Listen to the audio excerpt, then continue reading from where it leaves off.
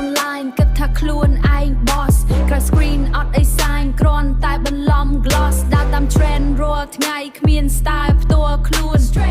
និយាយថា real តែ acting លេងតួឈ្នួននិយាយថា real តែ acting លេងតួឈ្នួន copy paste ទាយអះអាងថា original copy ចាប់ដៃអះអាងថា original version on error ធ្លាក់ដោយ system critical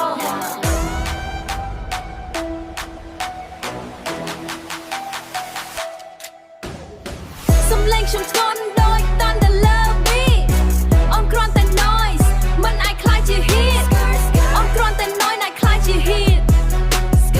ខ្ញុំដុតឡើងខ្លាំងដូចភ្លើងលើ street ខ្ញុំដុតឡើងខ្លាំងដូចភ្លើងលើ street អូនស្ទើរតែសំដីតែចិត្តអូន weak ក្រុមអូននិយាយច្រើនតែគ្មាន action real ពេលបញ្ហាមកដល់ស្រែកហើយ disappear ហុកកាយប៉ុន្តែខាងក្នុងគ្មាន nerve respect មិនមែនសមត្រូវ hustle ទៅ deserve post មកកាយប៉ុន្តែខាងក្នុងគ្មាន nerve respect មិនមែនសមត្រូវ hustle ទៅ deserve គិតថាខ្លួន gangster ព្រោះដើរយប់លេខគិតថាខ្លួន gangster ព្រោះដើរយប់លេខ facts តែស្ទាអូន low tier ធ្លាក់ក្រោម market rate សំឡេងខ្ញុំធ្ងន់ដូច Thunder Lobby អូនគ្រាន់តែ noise មិនអាចខ្លាចជា hit អូនគ្រាន់តែ noise អាចខ្លាចជា hit ខ្ញុំដុតឡើងខ្លាំងដូចភ្លើងលើ street ខ្ញុំដុតឡើងខ្លាំងដូចភ្លើងលើ street